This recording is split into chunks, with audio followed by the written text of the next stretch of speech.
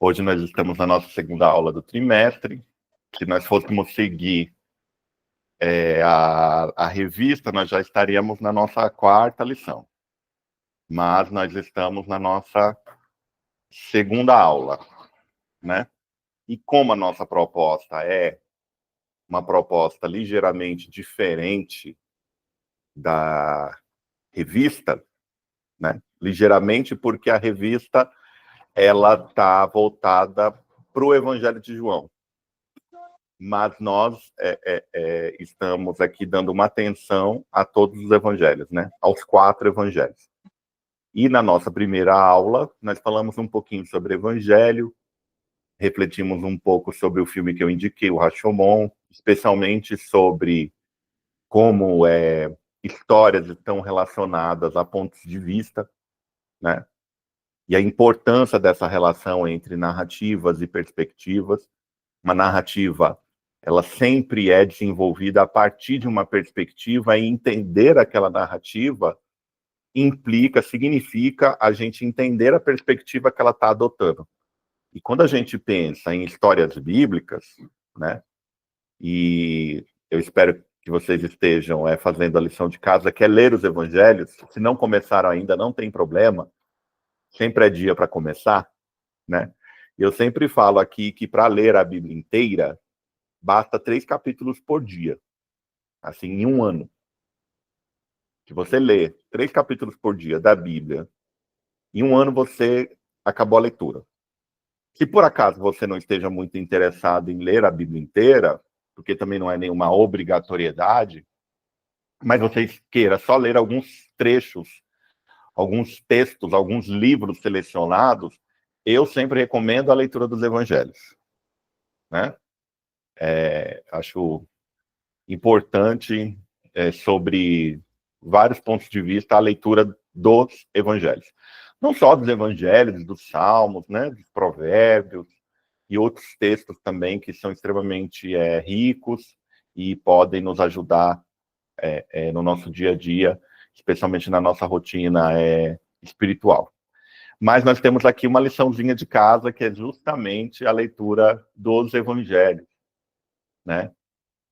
Então, a gente começou o trimestre falando justamente dessa relação entre narrativas e perspectivas, e quando a gente pensa nos evangelhos, nós temos que também levar em consideração as perspectivas que eles apresentam, né? As perspectivas a partir da qual eles foram desenvolvidos, né?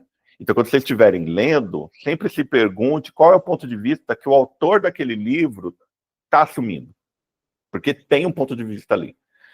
Então, ao longo desse trimestre, a gente vai tentar aprender algumas coisas desses 4 livros, que eles são fundantes para a fé cristã, né? No trimestre passado, a gente falou sobre um núcleo, objetivo comum, né, da fé cristã, um núcleo de crenças, um núcleo de fé que é comum a todos os cristãos no mundo.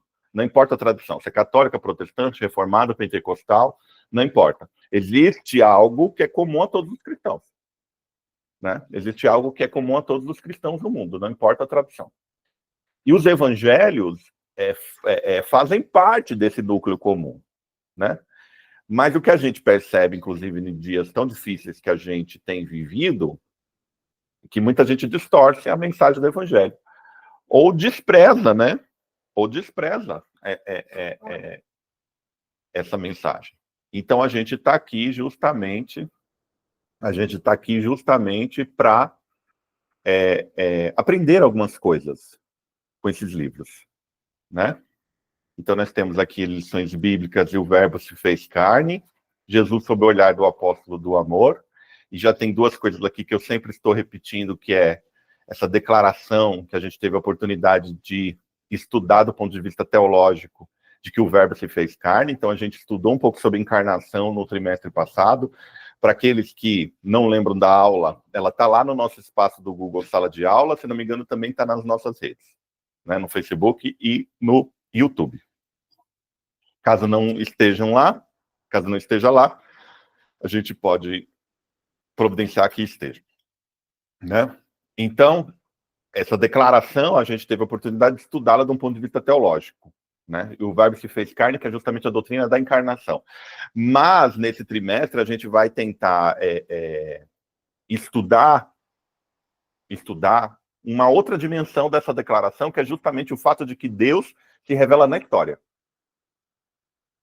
Porque os cristãos, ele tem uma das suas crenças é que Deus se revelou, né?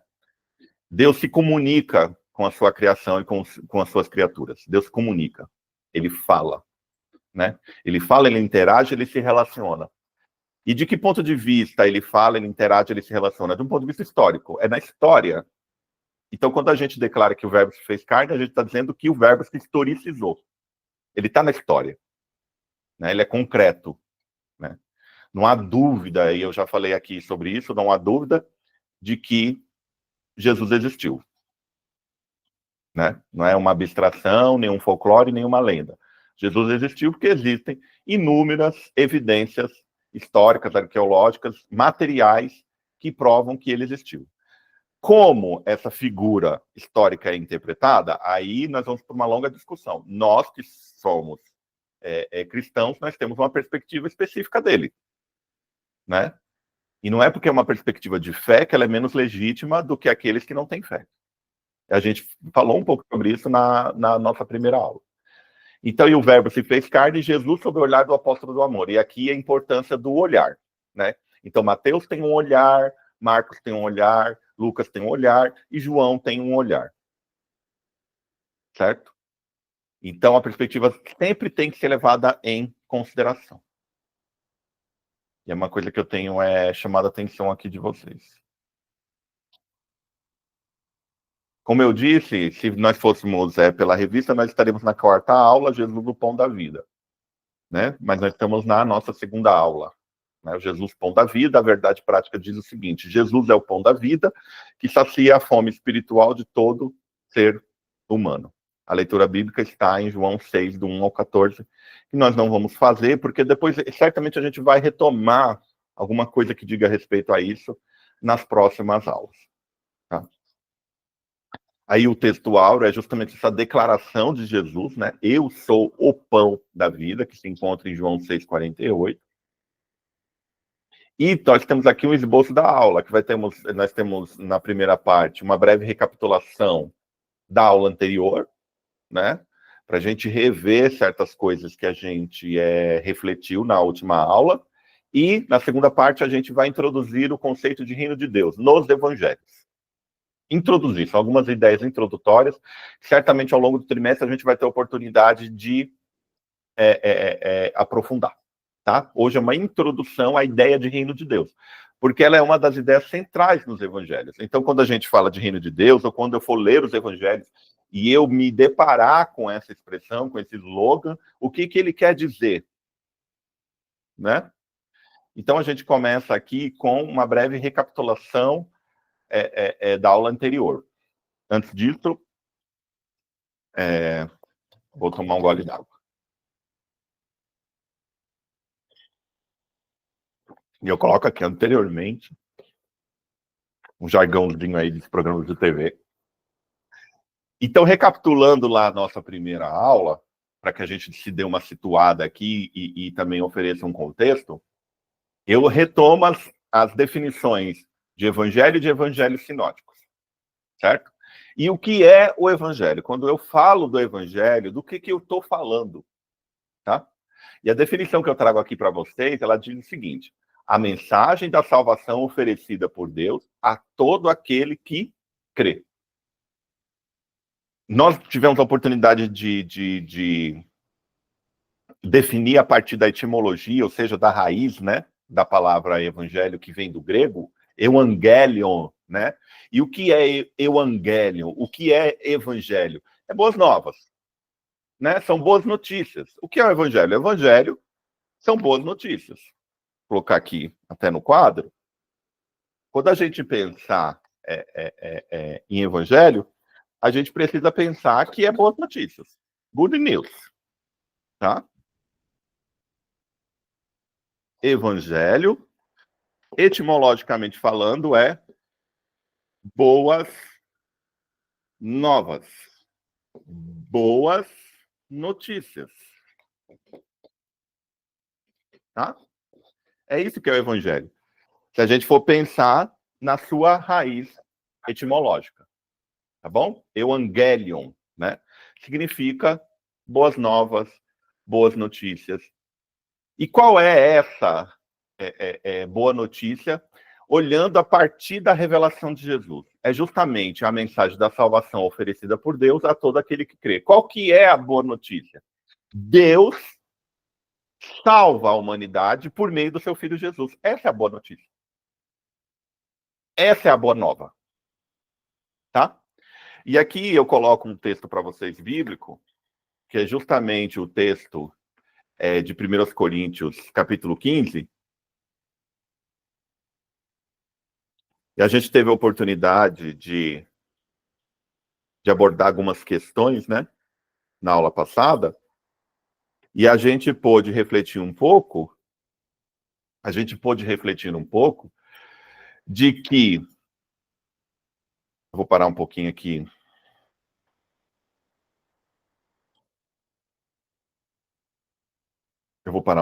a transmissão.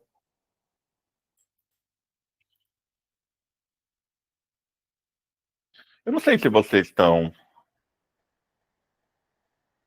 a tela está normal aí para vocês? Sim. Tá? Vocês estão vendo o quadro? Então? Ah, então. Não todo.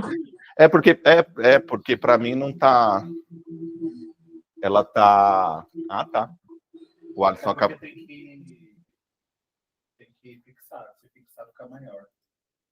Ah, tá. É porque para mim tava verticalizada, ela tava cortada. Eu falei, será que o pessoal tá cortada também? Então eu coloquei aqui, Evangelion, né?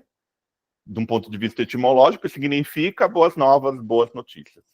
E a gente teve a oportunidade na nossa primeira aula de ver que os primeiros evangelhos, eles surgiram 30, 40 anos depois da vida e do ministério de Jesus, certo? E nós podemos refletir que como essas tradições elas foram preservadas por meio da memória, por meio da tradição oral. Era justamente o fato das pessoas compartilharem aquilo que elas tinham visto, né? Ou aquilo que elas tinham ouvido de quem tinha visto, que preservou o evangelho. Né? Nós tivemos essa oportunidade de estudar um pouquinho sobre a tradição oral. E é impressionante como essa tradição oral funcionou, porque foi 30, 40 anos depois. O primeiro evangelho vem surgir, e a gente pôde ver que o primeiro evangelho certamente foi Marcos. Existe praticamente um consenso de que o evangelho de Marcos foi o primeiro a ser escrito, né? E aqueles evangelhos que a gente chama de sinótico, a gente já vai voltar aqui à definição de evangelho sinótico, certamente utilizaram Marcos como base, como fonte inicial, né? Esse evangelho, ele foi escrito 60, alguns falam até de 70 depois de Cristo, ou seja, 30, 40 anos depois da vida, da morte e da ressurreição de Jesus. Certo? A gente leu, inclusive, os primeiros versículos do Evangelho de Lucas, e Lucas diz que muitos empreenderam contar essa história. Ou seja, existia uma tradição oral, antes da gente ler aqui primeiro aos Coríntios, eu vou fazer questão justamente de voltar aqui em Lucas, no prólogo do livro de Lucas, ao que ele vai dizer. Tendo, pois, muitos empreendido pôr em ordem a narração dos fatos que entre nós se cumpriram, que fatos? Fatos envolvendo Jesus.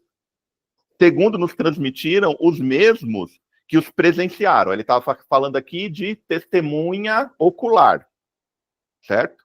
Segundo nos transmitiram, como? Oralmente. Segundo nos transmitiram os mesmos que os presenciaram desde o princípio e foram ministros da palavra. Essa transmissão, ela se deu especialmente do ponto de vista oral. Foi contando de boca em boca.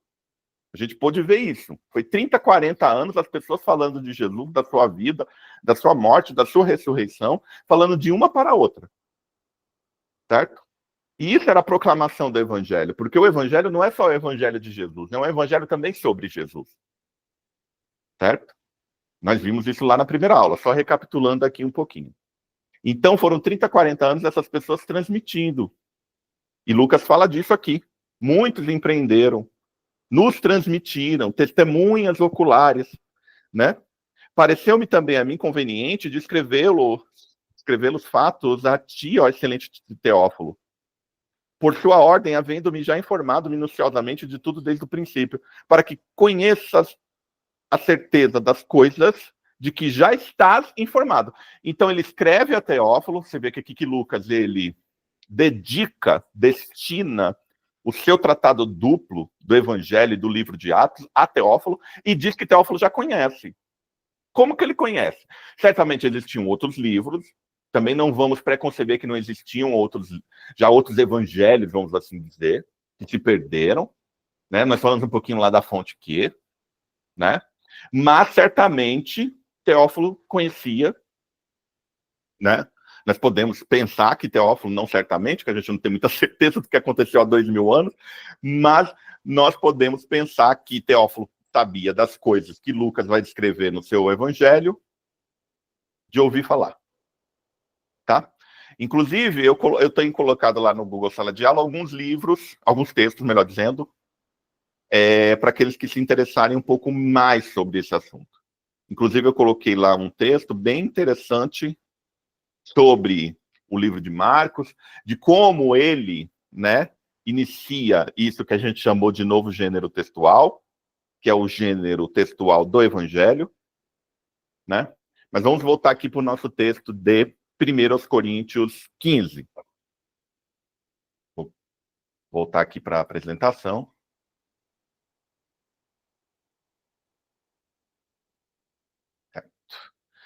Voltei aqui para a nossa apresentação. Então, a definição aqui de evangelho, a mensagem da salvação oferecida por Deus a todo aquele que crê. Olha o que Paulo vai dizer aqui, ó. E Paulo escreveu as suas epístolas antes que qualquer evangelho escrito que tenha chegado a nós tenha surgido. Tá? Também vos notifico, irmãos, o evangelho, ou seja, as boas novas, as boas notícias, a mensagem, que já vos tenho anunciado, a qual também recebestes e no qual também permaneceis. Olha, presta atenção no que Paulo está dizendo. Também vos notifico, irmãos, o evangelho que já vos tenho anunciado, a qual também recebestes e no qual também permaneceis. Aqui ele não está falando dos livros. Ele está falando da mensagem de salvação. Né? Notifico, irmãos, a mensagem de salvação. Certo? Pelo qual também sois salvos, se o retiverdes, tal como vou-lo tenho anunciado. Olha só como Paulo ele faz questão de enfatizar que é necessário preservar esse evangelho do jeito que ele tem sido anunciado. Ele está falando de preservação aqui. E de um mundo, como a gente pensar do mundo do primeiro século, que não é grafocêntrico como nós somos. Nós vivemos numa sociedade que ela prioriza a escrita. E com certa razão, né? Porque a escrita ela preserva, né, os textos. Com certa razão. Né? Felizmente, nós temos outros recursos para preservar a memória histórica. Nós temos um vídeo, nós temos gravações de voz, né? Muitas das vezes, um texto escrito não dá conta totalmente de um evento. Vamos pensar que se eu pegasse a gravação que a gente está realizando hoje e transcrevesse. Linguistas, quando vão fazer trabalho de pesquisa, pegam gravações como essa, ou de voz ou de vídeo, né? E transcrevem tudo. Eu, nos primeiros semestres de faculdade, fiz várias transcrições. Fiz algumas, várias não, porque é um negócio chatíssimo. E se eu falar que eu fiz várias, eu estaria mentindo. Mas eu tive a oportunidade de fazer para trabalho, né? E é muito chato, porque existem várias convenções para você transcrever, né? Uma gravação de vídeo, de voz, enfim. Eles procuram transcrever de maneira mais fiel possível. Mas a transcrição escrita não dá conta. Não tem como a transcrição, por exemplo, dar conta desse gesto que eu estou fazendo com a mão. Não tem como a transcrição escrita dar conta, por exemplo, do tom que eu estou utilizando de volta, da entonação, das expressões do meu rosto. Você entende? Então, você imagina uma sociedade do primeiro século que, embora já existisse a escrita, ela não era necessariamente grafocêntrica, né? Não existia uma centralidade da escrita sobre a palavra. A palavra era o centro. Ela era, inclusive, considerada mais fidedigna. Inclusive, quando você vai para o Oriente Médio, a gente teve a oportunidade de ver onde essas histórias aconteceram, lá no Oriente Médio, em Israel, na Palestina, na Terra Santa, lá, como que você quiser se designar a esse espaço. Se você for para lá, existem ainda grupos sociais que preservam suas histórias por meio da tradição oral. E são histórias que são preservadas de maneira praticamente fidedigna. Porque há controles comunitários. Certo? São histórias que elas são importantes para a comunidade, para as vilas, para as tribos, né? Para aqueles agrupamentos. Elas são importantes. Então, existem controles de quem pode contar, como conta. Não é assim, não é boato. Não é uma tradição oral incontrolada e informal. Porque se a gente fala de tradição oral incontrolada e informal, a gente está falando de boato. Vamos pensar no boato. Um boato é um telefone sem fio. Eu começo a história falando de um jeito, quando chegar na 10ª pessoa, a pessoa já vai estar falando de um jeito totalmente diferente. Não é sobre isso que eu estou falando. Não é de boato. Eu estou falando de histórias que são tão importantes para aquela comunidade que elas são preservadas com fidedignidade. Então, quando eu penso na tradição oral por trás dos evangelhos, certo? Principalmente essa que é praticada entre os povos orientais até hoje, são tradições orais que a gente pode confiar. Porque elas são fiéis. Porque existe um controle naquele grupo, naquela comunidade, para manter a fidedignidade daquela narrativa. Então, antes dos livros dos evangelhos surgirem, o evangelho já era pregado, compartilhado, a princípio pelas testemunhas oculares da vida e do ministério de Jesus. Depois por aqueles que tinham ouvido as testemunhas oculares. Entende? E só lá, num segundo, terceiro ou quarto momento, que os livros que hoje nós chamamos de evangelhos surgiram. Baseados, inclusive, nessa tradição oral. Baseados em outras fontes, como a fonte Q. Ou como os evangelhos sinóticos utilizam Marcos como fonte. E outras também. Para vocês entenderem a complexidade. Né? Mas Paulo está justamente falando sobre isso aqui. Vamos reler o versículo 1 e 2. Também vos notifico, irmãos, o evangelho que vos tenho anunciado, a qual também recebestes e no qual também permaneceis. Pelo qual também sois salvos, se o retiverdes, tal como vou-lo tenho anunciado, se não é que crestes em vão. Porque primeiramente vos entreguei o que também recebi. O que ele recebeu? O que Paulo está dizendo? Ele está falando aqui do evangelho. Ele falou que ele recebeu o evangelho, que ele anunciou o evangelho, ele está exortando os seus leitores a preservar o evangelho que eles receberam. E que ele também recebeu. Como que ele recebeu? Pela tradição oral. Que Cristo morreu por nossos pecados, segundo as Escrituras. Então, veja bem, qual que é o coração do evangelho? Qual que é o coração da mensagem de salvação de Deus? Jesus morreu. No coração do evangelho está a morte de Jesus, mas não só isso. Tá? Que Cristo morreu por nossos pecados, segundo as Escrituras, e que foi sepultado, e que ressuscitou ao terceiro dia, segundo as Escrituras. Então, o coração do evangelho, que Paulo está aqui estimulando os crentes de Corinto a preservarem, é a morte e ressurreição de Jesus. Se você quer saber qual é essa mensagem de salvação, pense na morte e na ressurreição. Tá? No coração do evangelho, no coração da mensagem de salvação, é a morte e ressurreição de Jesus Cristo. Essa é a boa nova de Deus para a humanidade. A morte e a ressurreição de Jesus Cristo. Olha que ele continua no versículo 5. E que foi visto por Cefas e pelos 12, Cefas, Pedro.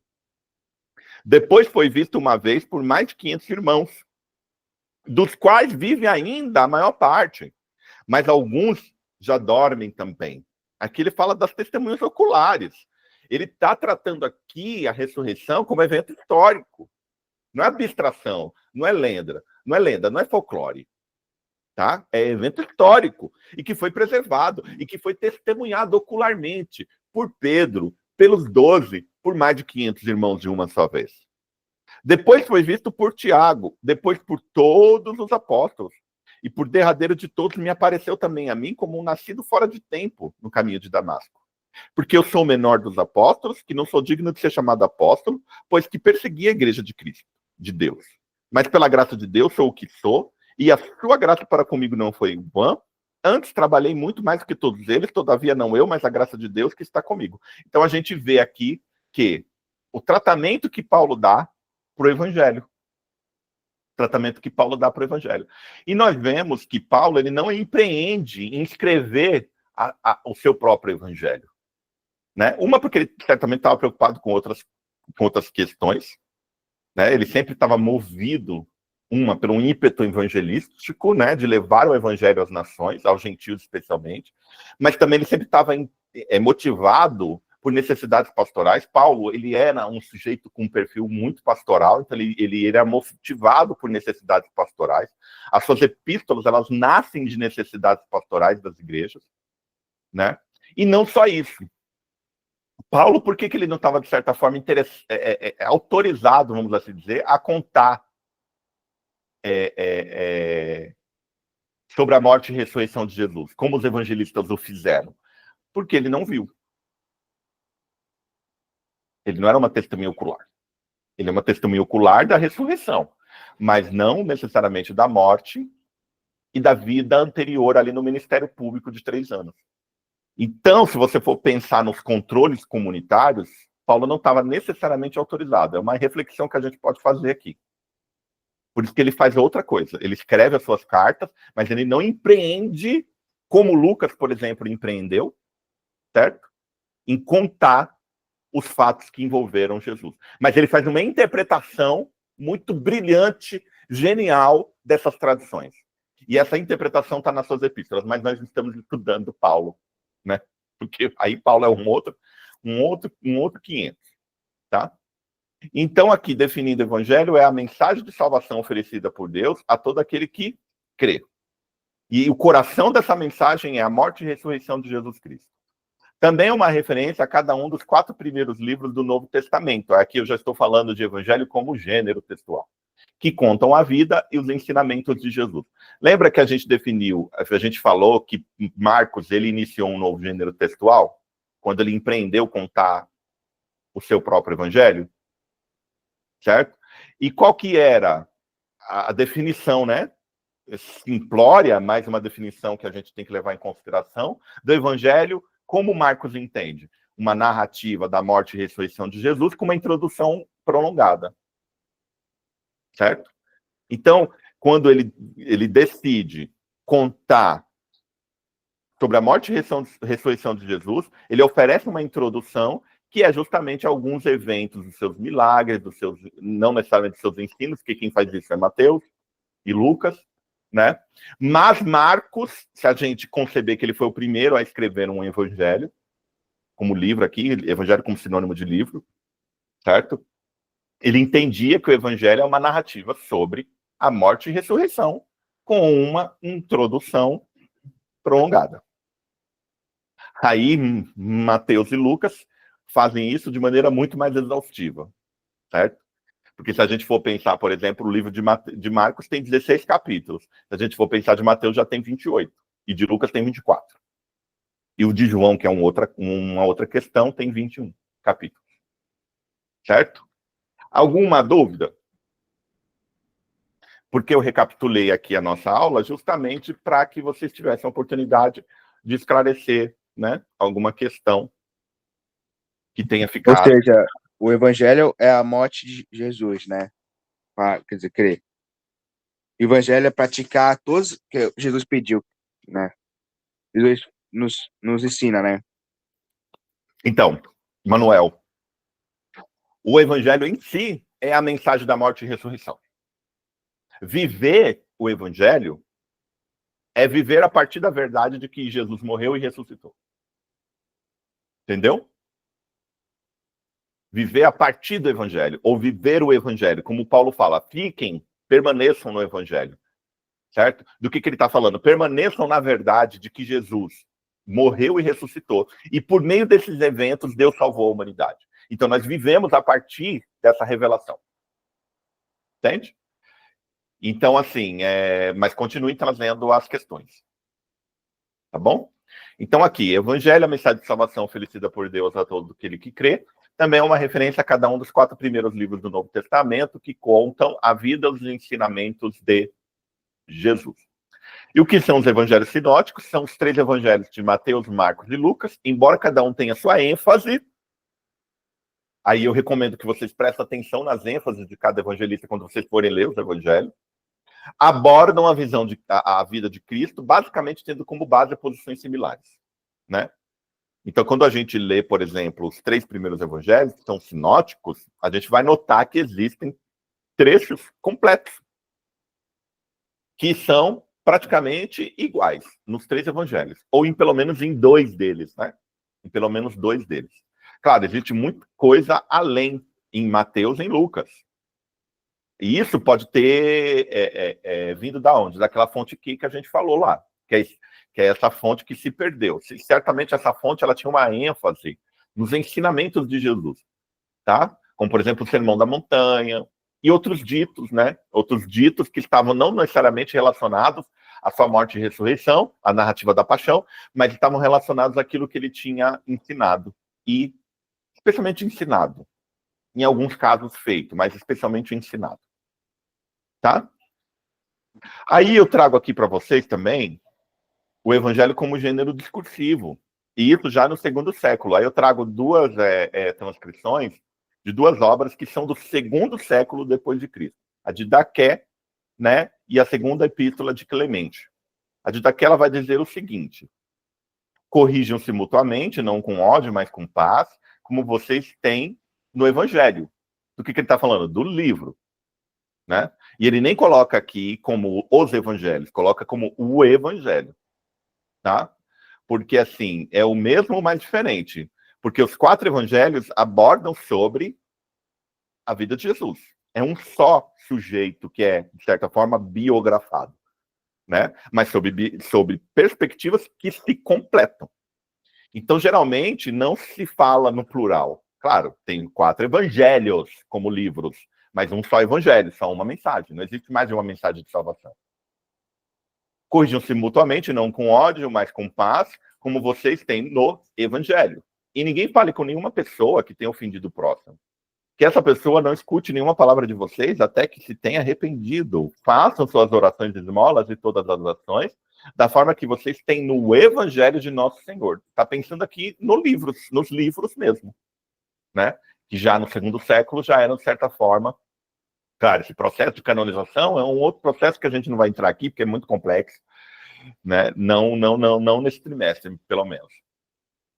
A 2ª epístola de Clemente diz o seguinte: eis que o Senhor diz no Evangelho, do que está pensando? No livro, no registro escrito, né? Esses registros escritos sobre os ensinos, sobre a vida, a morte e a ressurreição de Jesus, são chamados de Evangelho aqui por Clemente. Eis que o Senhor diz no Evangelho: se não guardastes o que era pequeno, quem vos dará o que é grande? Pois eu vos digo, o que é fiel no pouco é fiel também no muito. Eu trouxe essas 2 transcrições para vocês terem uma noção que no 2º século, esses textos, Mateus, Marcos, Lucas e João, já estavam sendo considerados um gênero discursivo que é praticamente exclusivo do cristianismo. Praticamente não, é exclusivo. E eu trago aqui mais uma vez um mapa antes de... Já estamos entrando aqui na nossa segunda...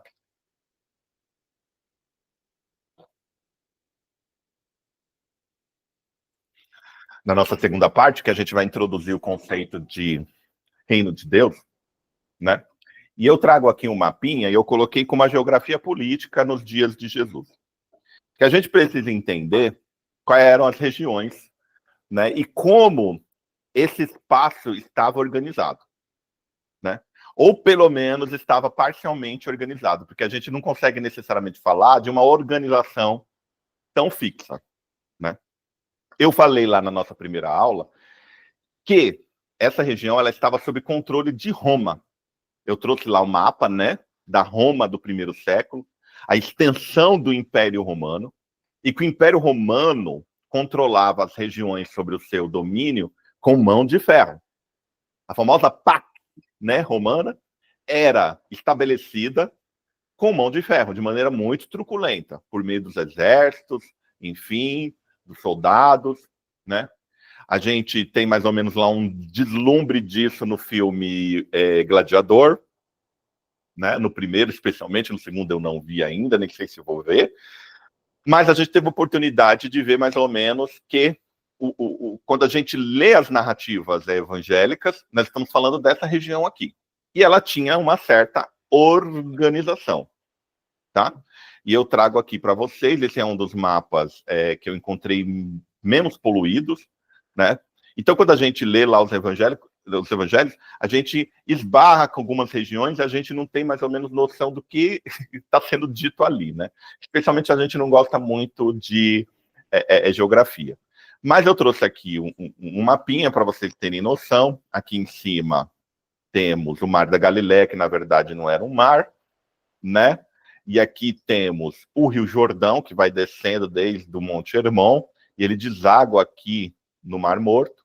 Temos a Judéia. Aqui, ó, nós temos Jerusalém, tem uma importância como capital dessa região, né?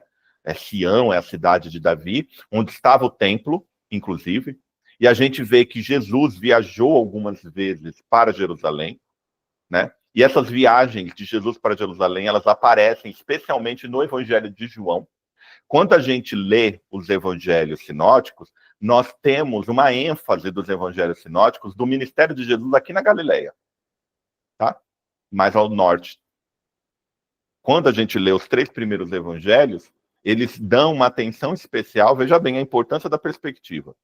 Mas os 3 primeiros evangelhos, eles dão uma atenção especial ao ministério de Jesus, ao ministério público de Jesus na Galileia, mais ao norte aqui. Por isso se fala muito das regiões da Galileia, se fala muito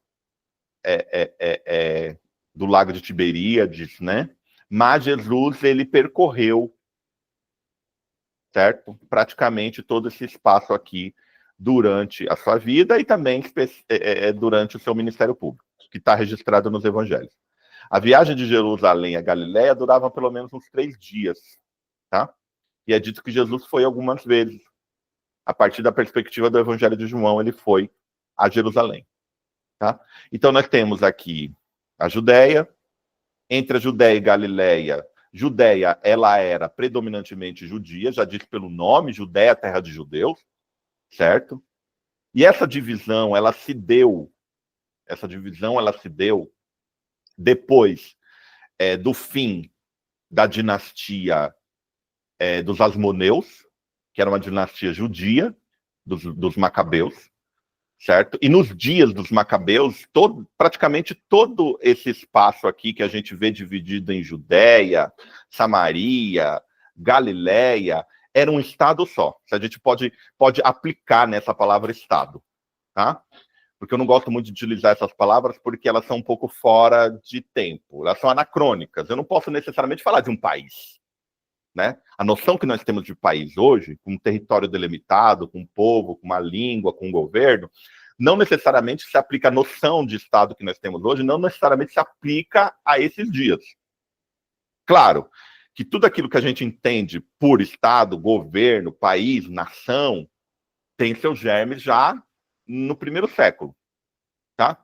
E se a gente pensa em nação judia unificada, o mais próximo que se chegou disso, que a gente pode falar, pelo menos, que interferiu nos dias de Jesus, foi na última dinastia macabeia, que se encerrou em 63 depois de Cristo, quando Roma consegue tomar conta dessa região.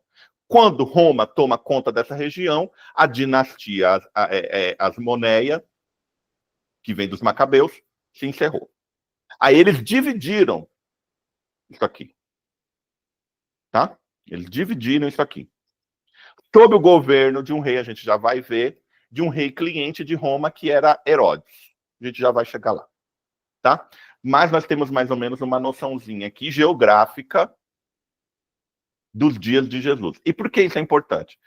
Porque quando a gente fala de reino de Deus, a gente tem que se perguntar quem é que governava nos dias de Jesus. E como isso interfere justamente na noção que o próprio Jesus tinha do reino de Deus, na própria noção que os discípulos de Jesus tinham do reino de Deus, na noção que a audiência de Jesus tinha do reino de Deus. Então, quando a gente lê os evangelhos, a gente precisa se perguntar quem é que governava. Não tinha um presidente, mas tinha um rei, talvez? Se não tivesse um rei, tinha talvez um governador, um prefeito, certo? Alguém que era responsável. Quem é que governava? Quem é que mandava? Tá? E quando a gente pensa em quem é que mandava, a gente também tem que pensar em como essa região estava organizada. Era um território totalmente unificado? Não era. A gente vê que ele estava dividido. Claro, se predominava a presença judia nessa região. Especialmente na Judéia, na Galileia, não tanto em Samaria, e a gente já teve a oportunidade de ver um pouquinho aqui sobre Samaria, né? Que era aquele povo mestiço, enfim, numa relação tensa com os judeus, tá? Então essa região, de certa forma, era hostil aos judeus. Não estou dizendo que eles evitavam de passar por ela, porque senão o caminho se tornava maior. Imagina um galileu vindo lá do norte, peregrinando até uma festa em Jerusalém. Então, muitas das vezes, ele não vinha, será que ele evitava passar por Samaria? Alguns vão dizer que ele evitava passar por Samaria porque ele era hostil aos samaritanos. Os considerava impuro. Certo? Então, quer dizer que ele dava a volta por Pérea, mas Pérea também era, de certa forma, gentia. Enfim, isso aqui era um caldeirão. Tá? Então, eu trago aqui mais ou menos uma noção para que vocês possam, quando ler os evangelhos, saber como estava organizado ou desorganizado. Então, eu quero ler aqui com vocês. Qualquer questão, vocês podem me interromper aqui e falar, tá? Eu quero ler com vocês, capítulo 3. Capítulo 3 de Marcos, 7 e 8 diz o seguinte: E retirou-se Jesus com seus discípulos para o mar, e seguiu uma grande multidão da Galileia e da Judéia. Certamente esse mar aqui é o mar da Galileia, que não era um mar, era um lago. Tiberíades aqui, o lago de Tiberíades. Aqui aparece como mar. Tá vendo? Que a gente tem que prestar atenção. E de Jerusalém e da Idumeia. Olha só, que é mais abaixo, mais ao sul, versículo 8 aqui, e de Jerusalém da Idumeia, e de além do Jordão, e de perto de Tiro e Sidom, aqui em cima, Tiro e Sidom tá aqui, lá em cima. Uma grande multidão que, ouvindo quão grandes coisas fazia, vinha ter com ele. Então você vê que praticamente todas as regiões aqui são citadas, ou total ou parcialmente. Certo? Vamos ler também Mateus 4:25. 4:25 diz o seguinte: E seguia uma grande multidão da Galileia, aqui em cima. E de onde mais? 4:25. E de Decápolis, aqui, certo? E de Jerusalém, aqui embaixo. E da Judéia, essa região toda aqui. E de além do Jordão. Vendo? É isso aqui que ele está falando. Da Galiléia lá em cima, de Decápolis aqui, de Jerusalém e da Judéia. Veja bem essas regiões que tinham uma presença massiva dos judeus. Certo? Vamos ler também Lucas 6:17. E descendo com eles, parou num lugar plano. E também um grande número de seus discípulos e grande multidão de povo de toda a Judéia e de Jerusalém e da costa marítima de Tiro e Sidom, lá em cima na Fenícia. Tá? Ele fala aqui, Lucas faz questão de descrever Tiro e Sidom como uma costa marítima, aos quais tinham vindo para ouvir e serem curados das suas enfermidades. Então veja bem que Jesus causou em toda essa região aqui. Certo? Que estava separada do ponto de vista político, porque cada uma dessas regiões tinha um governo específico, ela tinha sido fragmentada depois da morte de Herodes o Grande, né? Mas Jesus aqui percorria praticamente todo esse lugar, que era habitado predominantemente por judeus. Isso aqui era um caldeirão, tá? Porque, como eu disse, Roma ela mantinha um controle das terras onde o seu império havia alcançado de maneira muito dura, tá? De maneira muito dura. E o povo judeu não era um povo fácil. Assim, ele não era um povo fácil. Por que eles não eram um povo fácil? Porque eles acreditavam que eles deveriam não ser governados por gentios. Tinha uma ideia aqui, a gente já vai resgatar isso, de que eles deveriam ser governados por Deus. Ou por um representante dele, por um ungido, né? Por isso que existiam esperanças messiânicas.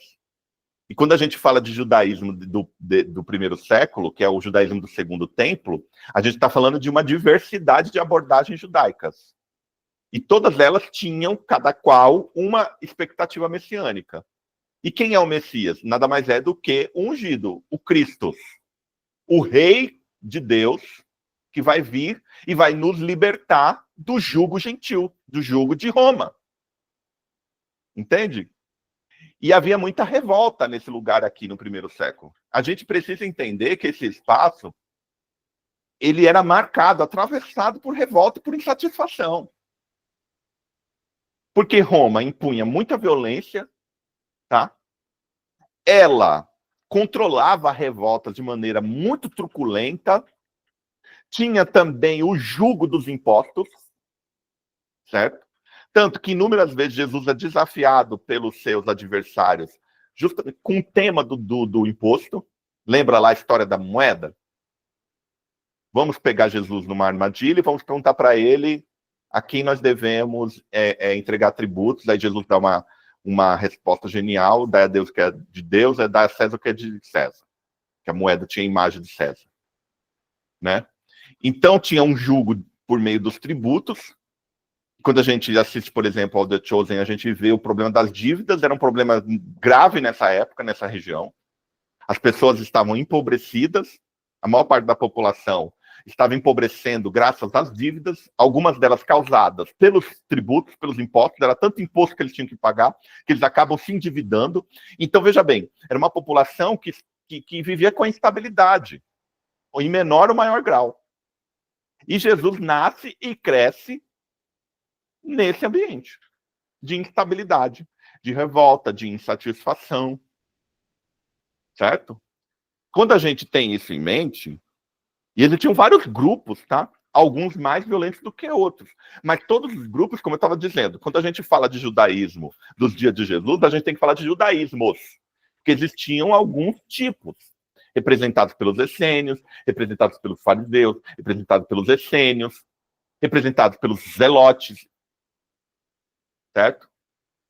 Muitos tomados de um zelo nacionalista, de libertação, alguns que iriam partir realmente para a guerra contra Roma. E eles o fazem. Tanto que em 70 depois de Cristo, Roma invade essa região, invade Jerusalém e destrói o templo. Destrói o templo de Jerusalém. Graças, porque essa revolta vai escalando, né? Ela vai escalando, mas a gente precisa entender que esse ambiente aqui geográfico era um ambiente extremamente complicado, como é hoje, né? De certa forma. Alguma questão? Se tiver alguma pergunta, se algum ponto não ficou claro, vocês podem falar. O que eu entendi é que a gente explicando geografia, né? Como era que percorria, né? Os mapas, né? Das coisas. E também sobre as dívidas, né? As dívidas eram o que mesmo? Poderia só explicar essa? Existia uma parcela da população profundamente endividada nesses dias, Manuel. E um dos motivos era justamente os tributos, né? Por isso que eu mencionei aqui o The Chosen, porque lá nós temos, logo nos primeiros capítulos da primeira temporada, nós temos aquele drama envolvendo Pedro e seu irmão, especialmente Pedro, que está endividado, né? Ele está endividado, inclusive está devendo tributos para o Leão, para a Receita Federal daqueles dias. Inclusive, a Receita Federal daqueles dias era representada pelos publicanos, tá? E por que os publicanos eles eram odiados? Mateus, né? que era um dos 12, acreditava-se que Mateus era um publicano. Né? E quem eram os publicanos? Os publicanos eram judeus que eram designados por Roma para cobrar os tributos da população. Eles ganhavam muito bem, né? Inclusive, na série, a gente vê que Mateus, ele usufrui, né, de uma certa condição social, de um certo status social, mas ele é rejeitado pela própria família. Por quê? Porque o publicano, como um judeu, trabalhando para Roma, era considerado um traidor. Entende? E não só isso. Muitos judeus publicanos, eles não eram só considerados traidores, eles também eram criminosos, porque eles extorquiam seus irmãos judeus. Eles acabavam cobrando mais do que deveriam. Entende? Por isso que, sempre quando a Bíblia apresenta, os evangelhos falam de publicanos, eles estão falando justamente dos cobradores de impostos. Que eles eram judeus, não eram romanos, não eram gentios, mas trabalhavam para os gentios, e muitas das vezes extorquiam seus irmãos judeus. Então a relação era uma relação tensa, né? Então muito endividamento dessa época era graças à carga exorbitante de tributos, né? Então nós temos ali no The Chosen um Pedro que está quase perdendo o seu instrumento de trabalho, que é o barco, porque deve impostos, certo? E isso era um dos motivos das insatisfações, né? Era um dos motivos das insatisfações daquele povo. Além de outros, que era justamente esse governo terrível de Roma sobre eles. Mas, por favor, se não ficar muito claro, vocês podem comentar. Aqui eu respondo justamente a pergunta de quem governava. Eu sei que está um pouco pequeno, né?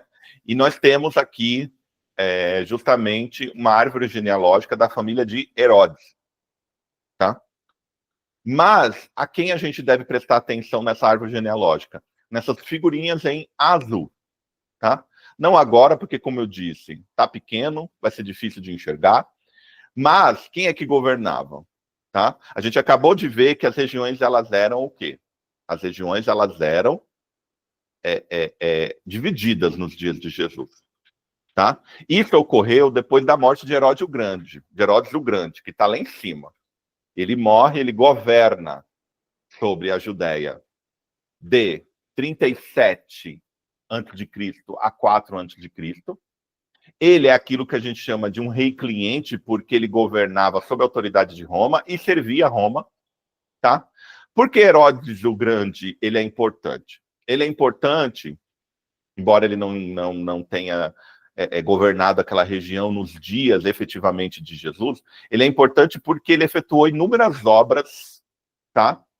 Nessa região, inclusive o Templo de Jerusalém, né? Ele reforma o templo, ele amplia o templo, e não só isso, ele constrói também um palácio para si em Jerusalém, tá? Então ele empreendia inúmeras obras arquitetônicas, algumas bem grandiosas. A própria obra envolvendo o Templo de Jerusalém é uma obra que era considerável, né? Demorou alguns anos para ser concluída, certo?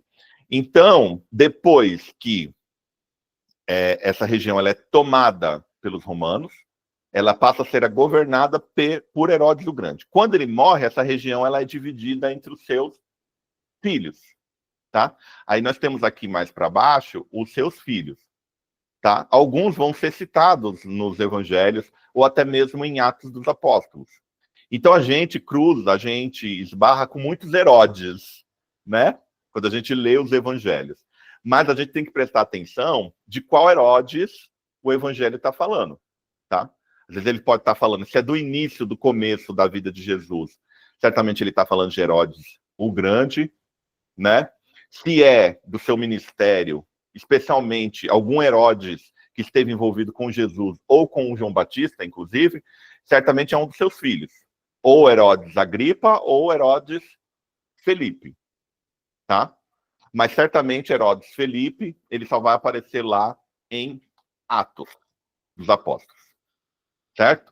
Então depois vocês prestem atenção quando, né, vocês estiverem aí diante do computador. Eu sei que alguns seguem a aula no celular, então é difícil de de enxergar aqui esse quadrozinho que eu trouxe para vocês. Mas esse quadro é importante. Ele é bem didático, né? Ele apresenta aqui alguns eventos, apresenta as datas. Por exemplo, Arquelau, que é um dos filhos de Herodes o Grande, ele governou a Judéia até 6 depois de Cristo. Depois disso, nenhum dos filhos de Herodes governou mais a Judéia, tá? Que é aquele espaço mais ao sul ali da Palestina naqueles dias. Então, vários prefeitos designados por Roma governaram a Judéia. No final da vida de Jesus, quem é que está governando a Judéia? Pôncio Pilatos. Tá? Que inclusive é Pôncio Pilatos que está diretamente envolvido com a morte de Jesus. Ele era o prefeito, um prefeito gentil, tá? Ele tinha sido designado. Eu falo prefeito porque era uma figura daqueles dias que exercia poder, especialmente por meio do exército. Tá? Ele era um chefe daquela região, responsável pelaquela região, e ninguém, na verdade, queria trabalhar ali, porque realmente era um caldeirão. Tá? Mas só para a gente ter uma noção das relações ali políticas de quem governava aquilo ali, que eram bastante conflituosas e bastante tensas. Tá? E a gente vê isso, de certa forma, nos evangelhos, quando a gente os lê. Aí eu quero ler aqui com vocês Lucas 3, 1 e 2.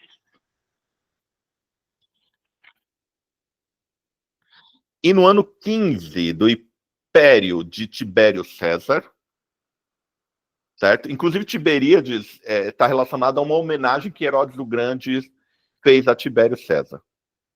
E no ano 15 do império de Tibério César, sendo Pôncio Pilatos presidente da Judéia, aqui Lucas coloca como presidente, mas era uma espécie de prefeito, um administrador romano na região, tá? E Herodes, tetrarca da Galileia, mais ao norte, e seu irmão Felipe, tetrarca da Itureia e da província de Traconides, e Lisânia, tetrarca de Abilene. Sendo Anás e Caifás, sumos sacerdotes, veio no deserto a palavra de Deus a João, filho de Zacarias. Então, veja bem aqui, o quadro político é apresentado por Lucas aqui nesse primeiro versículo do capítulo 3 do seu evangelho.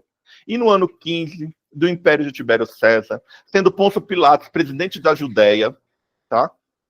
E Herodes, tetrarca da Galileia, aqui ele está falando de Herodes Agripa, certo? E seu irmão Filipe, tetrarca da Itureia e da província de Traconides, e Lisânia, tetrarca de Abilene.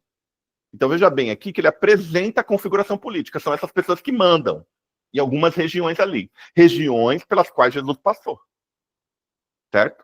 Regiões que eram habitadas, que tinham uma população etnicamente, predominantemente judaica, tá? Isso quer dizer muita coisa. Porque, como eu disse, os judeus estavam profundamente insatisfeitos em serem governados por gentios. E não só estavam insatisfeitos com isso, estavam insatisfeitos com muitas outras coisas. Tá? Mas um dos problemas dos judeus era ser governados justamente por Roma e por gentios. Certo? Então, a gente acabou de ver a geografia política, acabamos de ver quem é que mandava. Isso é importante para a gente entender o conceito de reino de Deus. Tá? Porque, assim, quando a gente pensa nos nossos dias e pensa de maneira crítica em relação ao evangelicalismo, ou pensa, a própria cristandade, a gente pensa numa discussão sobre poder político e financeiro. Qual que é a relação entre essa ânsia, muitas das vezes, da cristandade por poder político e financeiro e o evangelho? Qual que é a relação entre essa ânsia por poder político e financeiro e o reino de Deus? Certo? Então a gente pode ver aqui de maneira muito grosseira, né, porque se a gente fosse avançar ou mesmo regredir, né, nessa história, a gente ficaria muito mais tempo aqui, mas a gente vai ter outras oportunidades para estudar essa história com mais cuidado. Mas quando a gente pensa em reino de Deus, nesse slogan, né, do reino de Deus, nos evangelhos, e que é um slogan central, eu não sei quais vocês já começou a leitura dos evangelhos, o slogan Reino de Deus ou Reino dos Céus, ele vai surgir inúmeras vezes. Então, ele é um slogan central. E para a gente entender esse slogan, a gente tem que lançar mão da enciclopédia que envolve esse slogan. Existe um contexto, existe um repertório enciclopédico que envolve esse slogan. Quando Jesus falou do reino de Deus, certo? Quando Jesus falou do reino de Deus, do que ele estava falando? Será que ele estava falando de um poder que ia irromper em algum momento e ia quebrar o jugo de Roma sobre o povo da aliança? Muitos entendiam isso. Muitos entendiam que Deus, como nos dias áureos do governo de Davi e de seu filho Salomão, especialmente, Deus ia intervir por meio do seu ungido. Certo? Eu acabei de falar da experiência messiânica, da esperança messiânica. Por que alguns tinham uma esperança messiânica política, militar? Eles tinham uma ideia de que o Messias seria um líder militar. Queria quebrar o jugo de Roma sobre os judeus, que era um jugo muito pesado. E esse é um dos motivos que Jesus, muitas das vezes, não se referia a si mesmo como Messias. Jesus, ele resistia em se declarar, em se autodeclarar o Cristo. Ele resistiu em se autodeclarar o Messias. Por que ele resistiu em se declarar o Messias? Porque ele não queria se autodeclarar o Cristo, rei dos judeus. Porque ele sabia que muitos tinham uma esperança política. Muitos acreditavam que o Messias, ele ia irromper o reino de Deus, ia quebrar o jugo de Roma, ia expulsar os gentios, certo? E ia colocar novamente Israel como cabeça, não como cauda. Porque essa era a promessa da aliança. Te colocarei como cabeça, não como cauda. E os judeus estavam como cauda nesses dias. E certamente eles questionavam porque o Deus da aliança não intervinha a favor deles. Especialmente alguns que tinham noções ultranacionalistas da aliança. Eles acreditavam que Deus era um Deus tribal. Que o Deus criador de todas as coisas era o Deus só de Israel. E de querer intervir para destruir os inimigos de Israel. Então, por isso que Jesus, muitas das vezes, ele evitava de falar que ele era o Messias, o Cristo, porque não era o tipo de reino do qual ele estava falando. Não era esse reino, certo? Mas quando a gente lê os evangelhos e a gente esbarra nesse slogan reino de Deus, reino do céu, especialmente em Mateus, né? Mateus, ele evita de utilizar a expressão reino de Deus, né, por causa do seu público, que é um público, a sua audiência ela é mais judia e evita de falar o nome de Deus em vão, ele prefere utilizar a expressão reino dos céus, né? A gente precisa entender o que ele tinha em mente. E quando a gente pensa o que ele tinha em mente, a gente tem que pensar em primeiro lugar no Antigo Testamento, tá? Naquilo que a gente chama de judaísmo, segundo templo, rabínico, não se fala muito de reino de Deus. Essa ênfase realmente ela predomina nos evangelhos. E a primeira coisa que a gente a primeira ideia que a gente tem que prestar atenção é de que Deus é apresentado como rei. Tá? Quando a gente pensa no Antigo Testamento. Aí eu quero ler aqui com vocês, no segundo livro da Bíblia, Êxodo 15, 18. A gente não vai discutir se a ideia de Deus como rei ela apareceu antes ou depois da monarquia. Né? Porque a gente sabe que o povo de Israel, antes de Saul, estava organizado por meio das tribos. Tá? Eram as 12 tribos, né? Cada um tinha uma administração própria. Eles estavam, de certa forma, unidos por laços étnicos, né? E religiosos, enfim. Mas as tribos elas eram independentes. E existia quase uma anarquia. Né? A teocracia ela andava lado a lado com uma anarquia. Aqueles que já leram, por exemplo, o livro de Juízes, o que você vai encontrar ali no livro de Juízes é justamente uma anarquia. Né? Aquelas histórias envolvendo as tribos, envolvendo as lideranças carismáticas. Né? Mas o que existia antes da monarquia iniciada com Saul e levada ao seu auge por Davi e por Salomão, era praticamente uma teocracia andando lado a lado com uma anarquia. Então a gente não vai discutir aqui se a ideia de Deus como rei, ela nasceu antes ou depois de Saul. Tá? Mas uma ideia que estava clara nos dias de Jesus, era justamente essas ideias aqui da Torá, em 15, 18, que é dito o seguinte: o Senhor reinará eterna e perpetuamente. Deus é apresentado aqui como rei. Vamos ler também 1 Samuel 12:12. Em 12:12 diz o seguinte: E vendo vós que Naás, rei dos filhos de Amon, vinha contra vós, me disseste: Não, mas reinará sobre nós um rei. Sendo, porém, o Senhor vosso Deus o vosso rei. E vendo vós que Naás, rei dos filhos de Amon, vinha contra vós, me disseste: Não, mas reinará sobre nós um rei. Sendo, porém, o Senhor vosso Deus o vosso rei. Porque Samuel, que foi o último dos juízes, né, ele traz uma visão crítica da monarquia. Que ele considerava que o povo da aliança deveria continuar sobre uma teocracia, um governo de Deus exercido por lideranças carismáticas, talvez sacerdotes ou profetas, ou sacerdotes e profetas, como era o caso dele. Certo? Vamos ler também em Isaías 24:23. Isaías 24:23 diz o seguinte: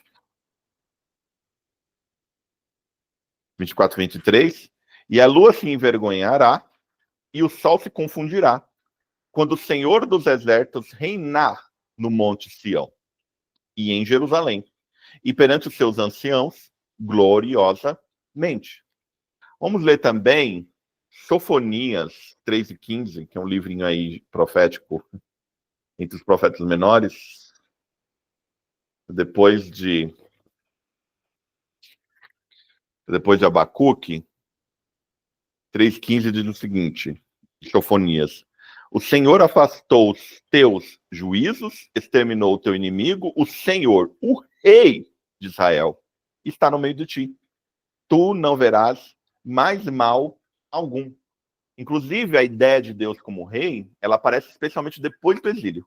Depois que eles são levados para o exílio, perde-se qualquer ideia de monarquia, né, formal, estabelecida, algo que unifique a nação, que unifique as tribos. Eles começam a desenvolver mais a ideia de que Deus é rei. Certo? Eles se voltam novamente à ideia de uma teocracia, de um Deus que é rei deles. Certo? Vamos ler aqui também Zacarias 14. Essa imagem de Deus como rei. 14, 16 e 17 diz o seguinte: E acontecerá que todos os que restarem de todas as nações que vierem contra Jerusalém subirão de ano em ano para adorar o rei. Quem é o rei aqui? O Senhor dos Exércitos. E para celebrarem a festa dos tabernáculos. E acontecerá que se alguma das famílias da terra não subir a Jerusalém para adorar o rei, o Senhor dos Exércitos, não virá sobre ela a chuva. Então nós lemos aqui alguns textos que apresentam Deus como rei. Certo? Para complementar, eu quero ver algumas imagens aqui de realeza, da realeza divina em alguns salmos. Salmo 45. Salmo 45. Ele vai dizer o seguinte: eu quero que vocês prestem atenção nas imagens que apresentam Deus como rei. Tá? A realeza divina. O meu coração ferve com palavras boas, falo do que tenho feito no tocante ao rei. A minha língua é pena de um destro escritor.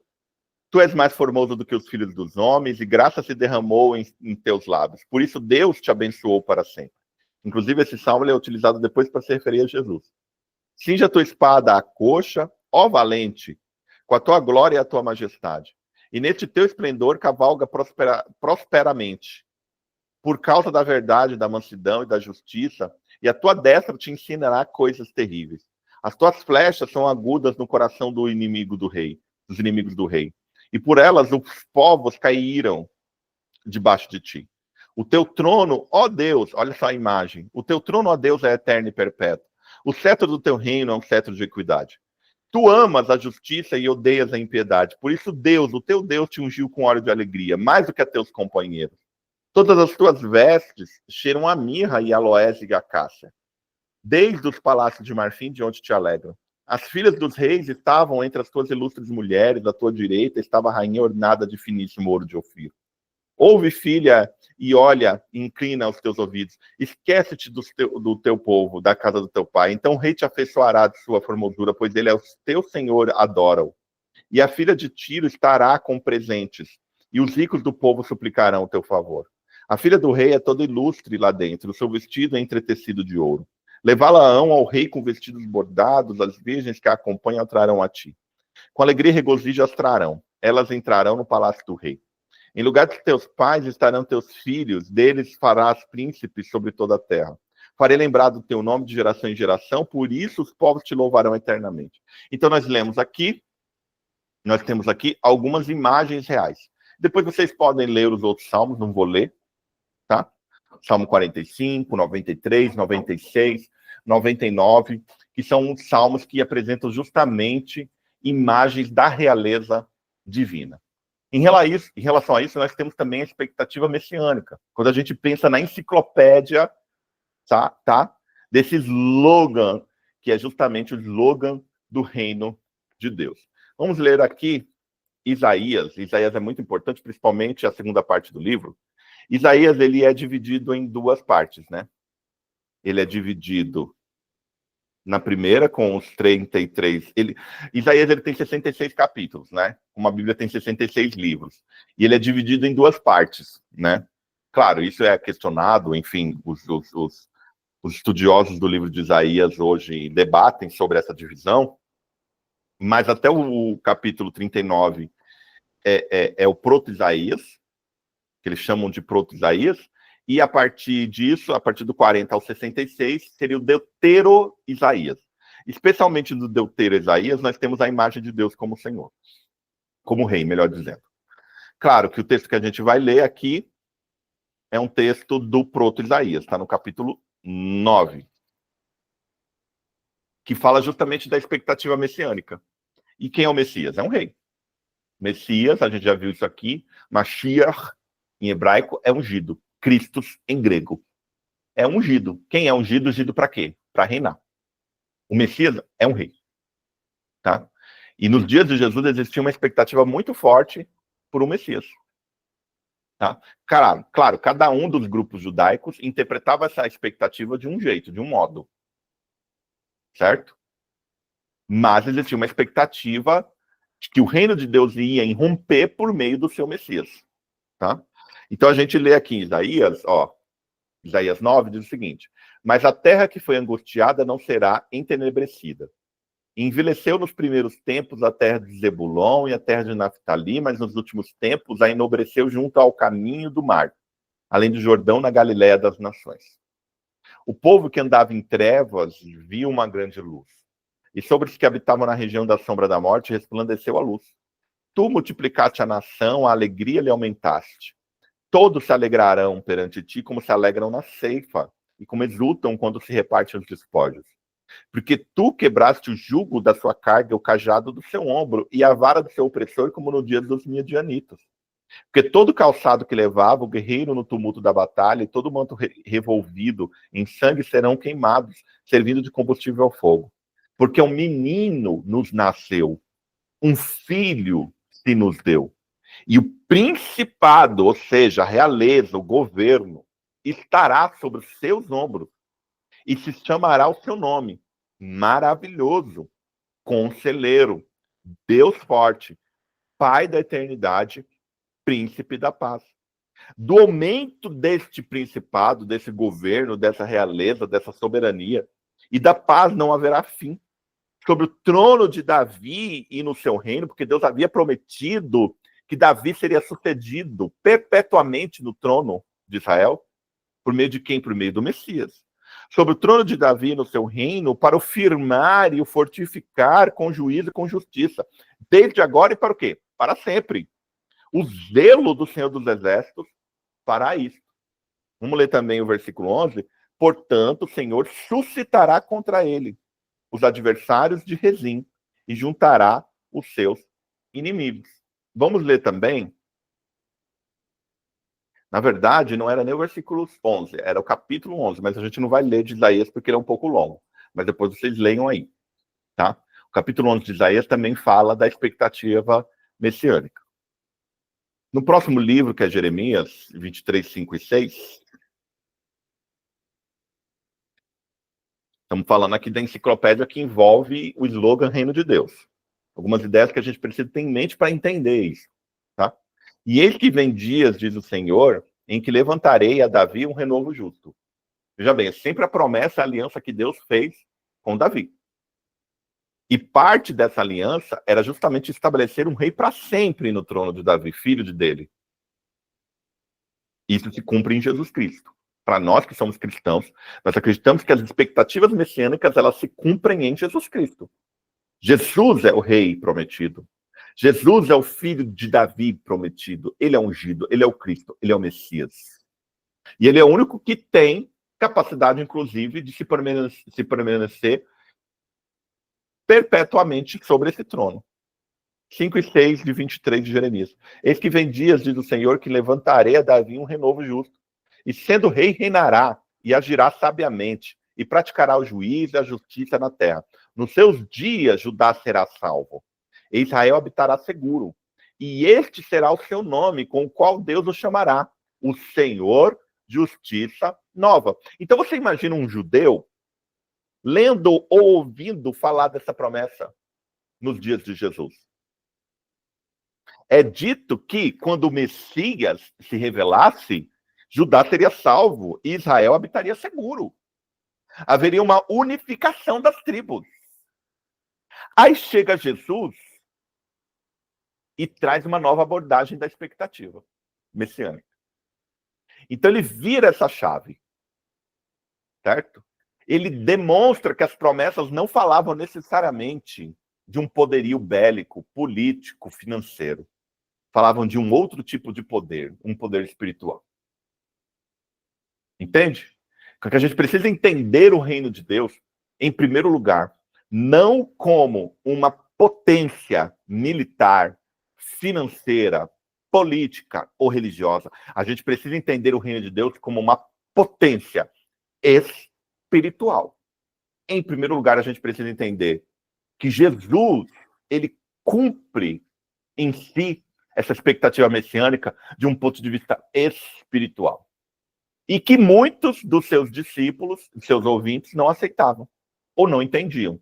Quando a gente lê os evangelhos, e às vezes Jesus revela, né, para os seus discípulos mais íntimos de que ele é o Cristo, muitos não entendem quando ele, por exemplo, começa a falar de morte. Como assim? Se o Senhor é o Cristo, o Messias, o Senhor vai destruir, botar os nossos inimigos debaixo dos nossos pés, não vai morrer. Como assim morrer? Eles não entendiam. Jesus não está falando de um reino da terra. Ele está falando de um reino espiritual. O reino é do céu. O reino é de Deus. Basileia turanum. É o reino que vem do céu. E que se estabelece, a princípio, de modo espiritual. Vamos ver também Ezequiel 34.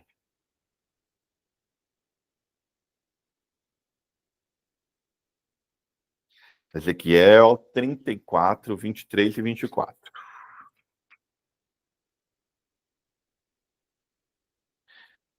E suscitarei sobre elas um só pastor. E a figura do pastor é justamente uma figura real, tá? Monárquica. Inclusive, quando Jesus fala lá no capítulo 10 de João, eu sou o bom pastor, ele está justamente, inclusive, falando, eu sou o bom rei. Vocês estão lidando aí tanto tempo com gente que não tem decência, não tem dignidade, inclusive não tem dignidade real. Pastores que vivem só em função dos próprios interesses, dos próprios caprichos. Então, quando ele diz lá em João, eu sou o bom pastor, ele está dizendo, eu sou o bom rei. Ele está dizendo para aquele povo que estava sob o jugo de Roma, que estava sob o jugo de reis, que muitas das vezes nem eram gentios, como é o caso de Herodes, que ali era um mestiço, vamos assim dizer, né? Falou que converteu ao judaísmo, mas não se converteu nem coisíssima nenhuma. Mas, enfim, vamos entrar aqui na história de Herodes. Mas o que ele está dizendo, eu sou o bom rei, o rei que vocês esperam. O rei que vocês esperam. 23 e 24. E suscitarei sobre elas um só pastor, e ele as apacentará. O meu servo Davi é que as apacentará, e lhe servirá de pastor. E eu, Senhor, lhe serei por Deus, e o meu servo Davi será príncipe no meio delas. Eu, Senhor, o diz. Quando ele fala que Davi é o filho de Davi, que é Jesus Cristo. E temos também um último ponto. Vimos a ideia de Deus como rei, as imagens de realeza, depois eu recomendo que vocês leiam os outros salmos, são bastante interessantes. Falamos um pouco sobre a expectativa messiânica, que eram ideias que estavam ali circulando nos dias de Jesus. E que a gente precisa entender o slogan Reino de Deus à luz dessas ideias. O Messias governa o reino do Senhor. Ou seja, o reino de Deus ele seria exercido por meio do Messias. Tá? A gente precisa entender que o Messias é o instrumento de Deus para exercitar o seu reino. Aí a gente lê aqui, em 1 Crônicas, um livro lá do Antigo Testamento, 1 Crônicas 17, 14. Diz o seguinte: mas eu confirmarei na minha casa e no meu reino para sempre, e o seu trono será firme para sempre. Isso foi uma promessa de Deus a Davi. E quando a gente lê esse capítulo 17 de 1 Crônicas, a gente vê que o reino de Davi e de seus filhos, ele se confunde com o reino de Deus. Mas aqui está dito, ó, mas eu confirmarei na minha casa e no meu reino. É Deus falando. Tá? E o seu trono será firme para sempre. Ou seja, o rei Messias, o rei Cristo, ele exerceria, ele é o instrumento de Deus para Deus exercer o seu reino. Certo? Vamos ler também 28:5, mesmo livro. E de todos os meus filhos, porque muitos filhos me deu o Senhor, escolheu ele o meu filho Salomão para se assentar no trono do reino do Senhor sobre Israel. Então veja bem aqui, ó, o que Davi fala. E de todos os meus filhos, porque muitos filhos me deu o Senhor, escolheu ele o meu filho Salomão para se assentar no trono de quem? No trono do reino do Senhor sobre Israel. Certo? E vamos ler também 29, 23. 29, 23, que diz o seguinte: assim Salomão se assentou no trono do Senhor, como rei, em lugar de Davi, seu pai, e prosperou. E todo Israel lhe obedecia. Então, quando os judeus falavam de expectativa messiânica, eles estavam pensando justamente em Davi e nos seus filhos. Quem havia feito uma aliança com Deus.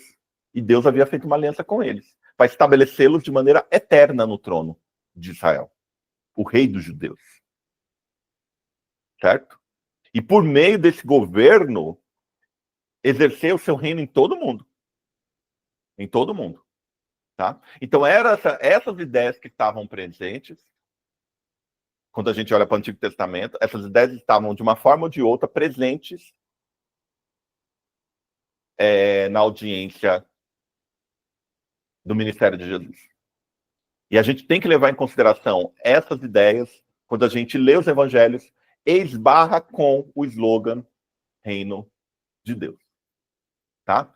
Deus como rei, uma teocracia, tem as imagens de realeza, tem a expectativa messiânica, que é o rei ungido, o rei Cristo, o rei messiano, o rei Messias, e o Messias governa o reino do Senhor. Ele é o instrumento de Deus para exercício do seu reino. Tá? Aí nós temos aqui a raiz, né?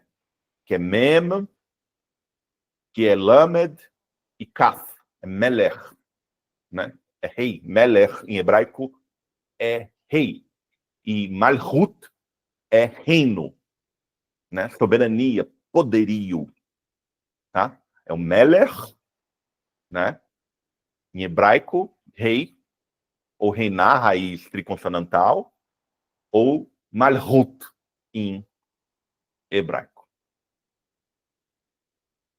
E temos também, em grego, que é a palavra que vai aparecer no Novo Testamento, que é basileia, de onde vem a palavra basileu, de onde vem a palavra basílica, tá? E basileia é justamente o reino. E o que essa palavra quer dizer? Esse termo se refere ao ser, ao estado e à natureza de um rei, ou seja, a sua dignidade. E, em segundo plano, a expressão disso no território em que ele governa. O sentido de dignidade é primário na Septuaginta, em Filo e no Novo Testamento. Então, quando o Novo Testamento, os evangelhos falam de reino e reino de Deus, ele está falando em primeiro lugar do status real de um sujeito. Não está falando necessariamente do seu poder territorial, do quanto ele governa sobre um exército. Não, está falando principalmente do seu status. Tá? Por isso que eu coloco aqui, esse termo se refere ao ser, ao estado, à natureza de um rei, ou seja, a sua dignidade, algo abstrato, antes de algo concreto. E, em segundo plano, a expressão disso no território em que ele governa. O sentido de dignidade é primário na Septuaginta, em Filo e no Novo Testamento. Por isso, esse termo pode ser adequadamente traduzido como realeza, governo. Então, o reino de Deus é o governo de Deus. Tá? E concreto, que é um reino literal ou figurado, que é o termo basileia. Tá certo?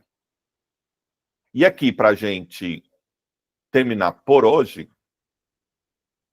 eu trago o reino de Deus nos evangelhos.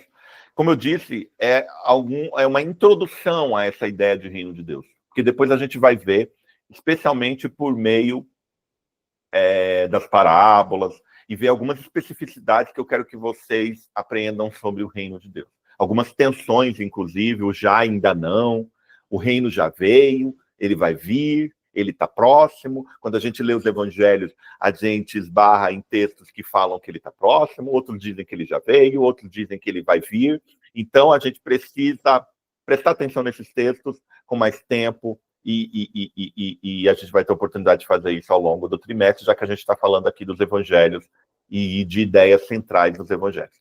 Mas eu trago aqui umas ideias para vocês. Como a gente vem falando de evangelho, né, o evangelho é o evangelho do reino. Por isso que eu quero ler aqui com vocês Marcos.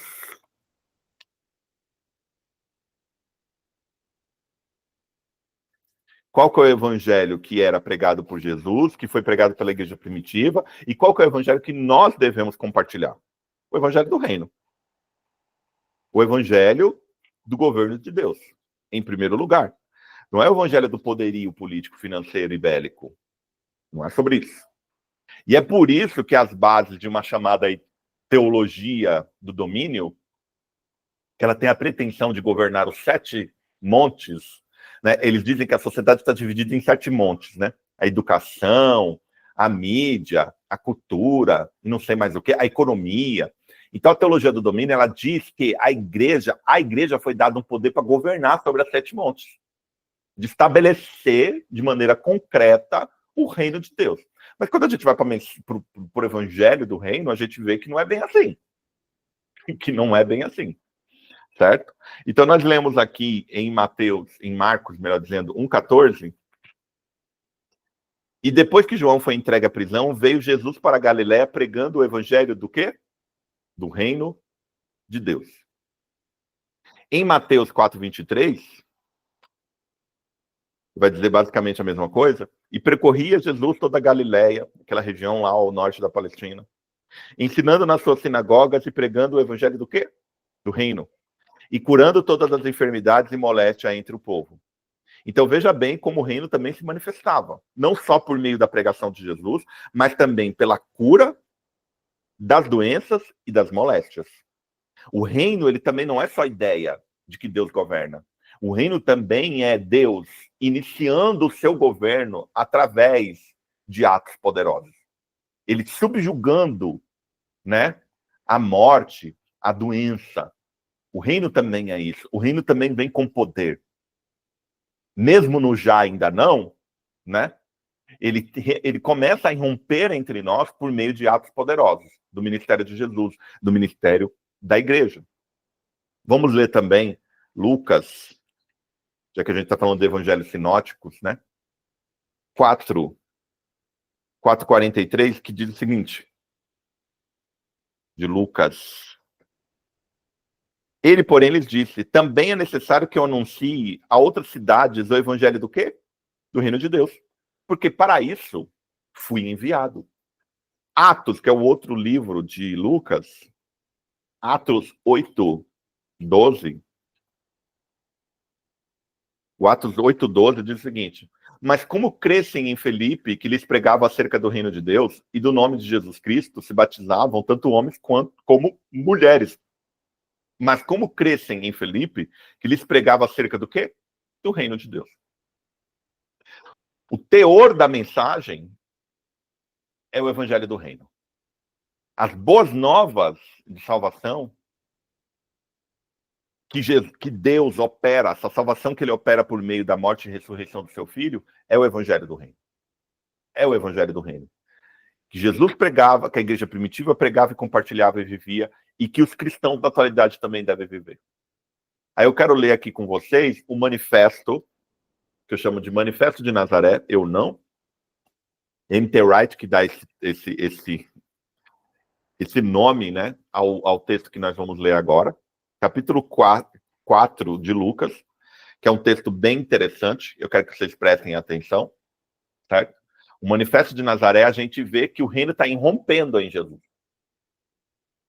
Ele não irrompeu plenamente, mas ele começou a irromper por meio de Jesus. O cumprimento das expectativas messiânicas está em Jesus Cristo. Em Jesus. Lembra que eu falei que as boas novas, ela em si já é um cumprimento das promessas que ela anuncia? Então, quando a gente anuncia que Jesus morreu e ressuscitou, a gente está anunciando que o reino de Deus está sendo estabelecido. Paulatinamente, mas está sendo. Vamos ler aqui em Lucas, a partir do 14. Então, pelo poder do Espírito, voltou Jesus para a Galileia. E a sua fama correu por todas as terras em derredor. E ensinava nas suas sinagogas e por todos era louvado. E chegando a Jerusalém, onde fora criado, entrou num dia de sábado, segundo seu costume, na sinagoga e levantou-se para ler. E foi-lhe dado o livro do profeta Isaías, e quando abriu o livro, achou o lugar em que estava escrito. Olha só, aqui por esse texto, a gente vê que, embora a maior parte da população fosse semi-letrada, ou nem letrada, Jesus sabia ler pelo menos em hebraico. Tá? E concebe que ele sabia ler em hebraico, certamente se comunicava em aramaico, e, de certa forma, talvez a gente pode pensar que ele também falava grego, porque ele falou com a mulher fenícia, né? E essa mulher certamente falava em grego. Então, assim, o que não era muito incomum as pessoas saberem mais de uma língua naqueles dias, né? Não era algo assim, hoje é sinônimo de cultura e de acesso à cultura, à erudição, né? Enfim. Mas certamente Jesus aqui, ele falava lá uns 3 idiomas, hebraico, aramaico, ou pelo menos lia hebraico, né? O aramaico não era, o hebraico não era utilizado para comunicação, só para escrita mesmo. Se comunicava em hebraico com talvez judeus e com outros em grego, enfim. Mas Jesus sabia ler, pelo menos por meio desse texto, a gente fica sabendo disso. E foi-lhe dado o livro do profeta Isaías, e quando abriu o livro, achou o lugar em que estava escrito: o Espírito do Senhor está sobre mim, pois que me ungiu para evangelizar os pobres. Enviou-me a curar os contritos de coração, a proclamar liberdade aos cativos e restauração da vista aos cegos, e a pôr em liberdade os oprimidos, e a anunciar o ano aceitável do Senhor. E cerrando o livro, tornando a dar ao ministro, assentou-se, e os olhos de toda a sinagoga estavam afitos nele. Então começou a dizer-lhes: hoje se cumpriu essa escritura em vossos ouvidos. O que Jesus está dizendo aqui para essas pessoas na sinagoga: tudo que vocês esperavam sobre o reino de Deus se começa comigo. O que vocês esperam sobre o reino de Deus, sobre o rompimento, a deflagração do reino de Deus, se inicia em mim. É para mim que vocês precisam olhar. É para mim que vocês precisam olhar. É isso que ele está dizendo. Versículo 22. Pode falar, Manuel. Antes que eu continue a ler, e aí eu vou tomar uma aguinha. Então, o reino de Deus é Jesus, que, tipo assim, Jesus, todas as suas ações e as suas palavras, os seus conselhos, os seus ensinamentos, é isso? Exato. Exatamente. Exatamente. O reino de Deus é justamente Deus exercendo a sua soberania por meio de Jesus Cristo. Tá? Mas aí a gente vai ter oportunidade, Manuel, de ver ao longo do trimestre mais facetas desse reino de Deus. A gente vai falar um pouco sobre a ética desse reino de Deus. Vamos falar um pouquinho como se ingressa no reino de Deus. Né? Porque no capítulo 3, que era para a gente ter abordado, acho que na segunda lição que falou sobre o novo nascimento, o que Jesus fala para Nicodemos? Nicodemos fala que Jesus é vindo de Deus, é mestre vindo de Deus, porque ninguém faria o que ele faz se não fosse pelo poder de Deus. Aí Jesus olha para Nicodemos e fala: ninguém entrará nem verá o reino de Deus se não nascer de novo. O que ele está dizendo quando ele fala isso?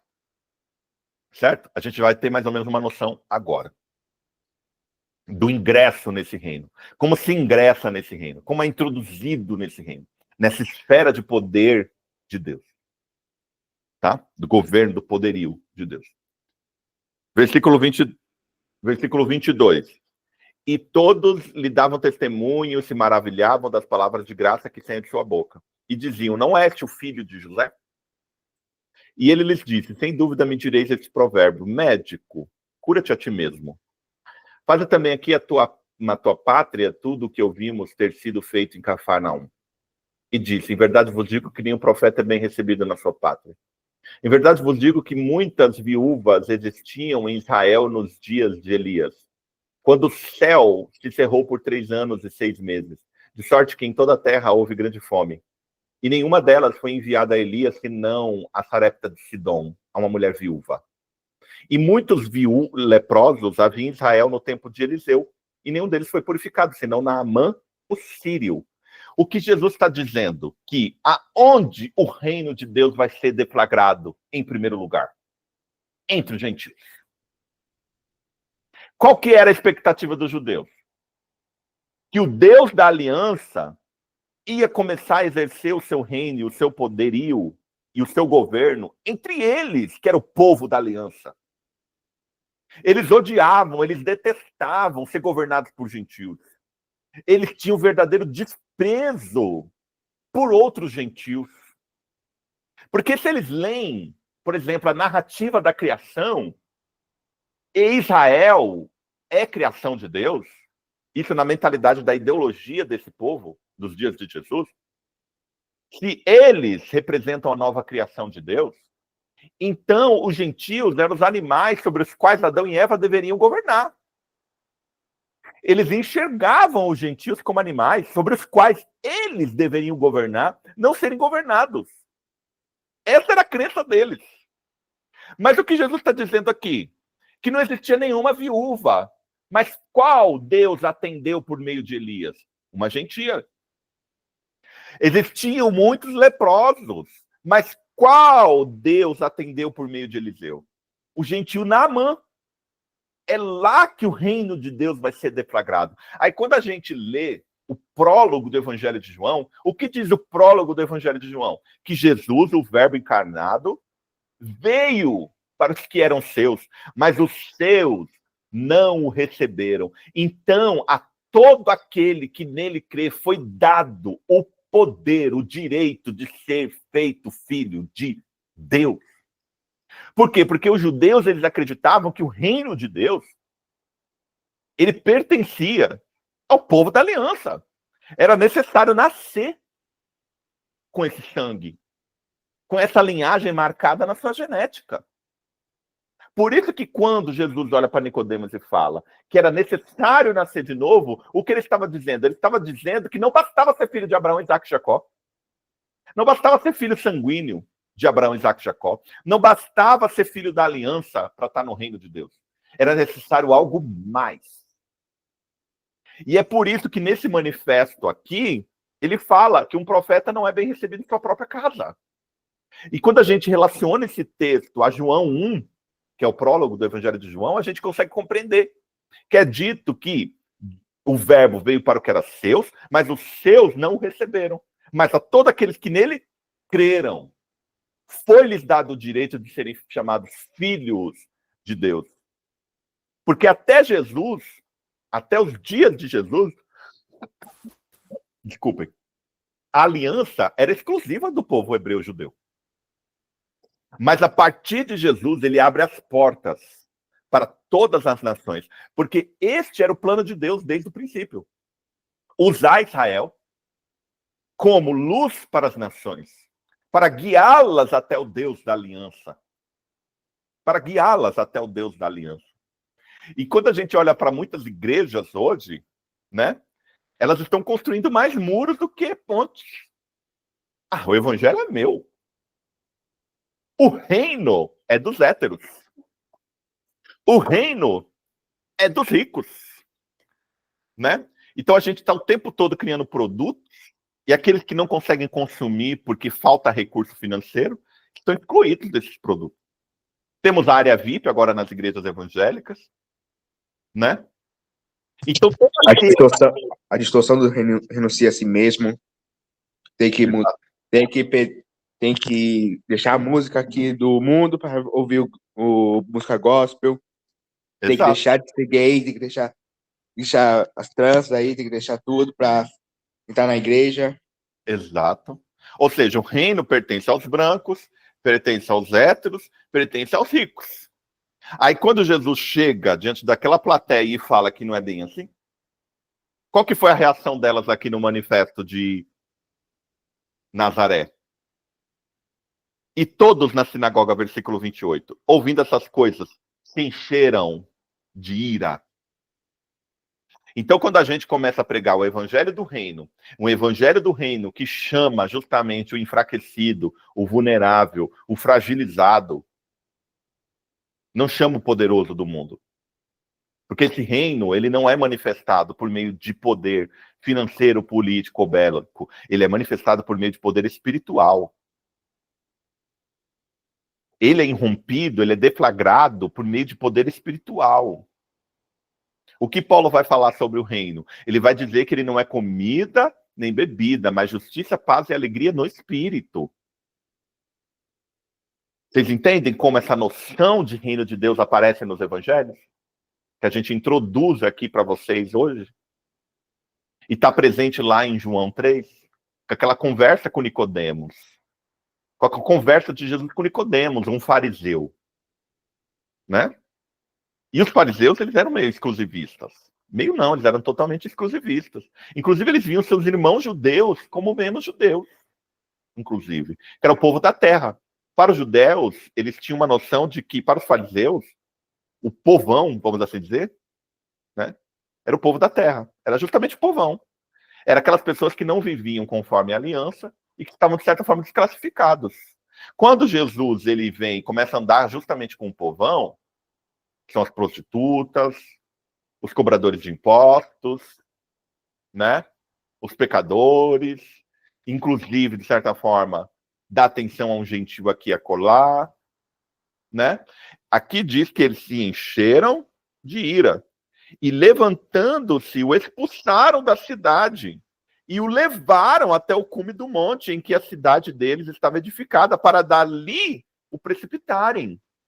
Ele, porém, passando pelo meio deles, retirou-se. Então nós vemos aqui no manifesto de Nazaré que Jesus ele está apontando para um caminho diferente do reino de Deus. Em si mesmo, Deus está apontando para um caminho diferente. Um caminho que não depende mais de linhagem, de genética, de aliança por meio de sangue. Não. Depende de fé, depende de nascimento, de novo nascimento. Por isso que ele fala para Nicodemos que é necessário nascer de novo. Em outro lugar, ele fala que se vocês quiserem ter acesso ao reino de Deus, vocês precisam se fazer como crianças. Então a gente consegue entender, por exemplo, nos evangelhos, a figura do nascer de novo aparece quando Jesus fala: se vocês querem acessar o reino de Deus, vocês precisam se fazer como criança. Precisam começar a compreender tudo de maneira diferente. Não é mais o poder, não é mais a força, não é mais a razão, é a humildade, é a fraqueza. Se o mundo entende que tá legal ser presunçoso, arrogante, certo? Nós que vivemos o evangelho do reino, entendemos que bem-aventurado é o humilde, bem-aventurado é o que chora, bem-aventurado é o fraco. Não é o forte. Não é o forte. Não é aquele que quer governar sobre as nações. Não é aquele que quer governar sobre a criação. Certo? Que ideia é essa de reino de Deus? É uma ideia diferente. É uma ideia diferente. Nós vamos ter ao longo do trimestre oportunidade de aprender um pouco sobre essa ética do reino de Deus. E como viver essa ética, em primeiro lugar, por meio da fé. Por meio da fé. Nascendo de novo por meio de uma atuação do poder do Espírito em nossos corações. Certo? Pode falar, Manuel. Então, o reino dos céus, na verdade, não é tipo agir, né? Ou tem um plano espiritual, alguma coisa assim?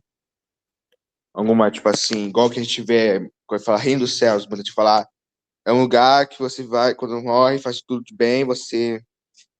Não, é só agir como jogou uma pessoa boa nesse mundo, né? É a ação de Deus por meio de você.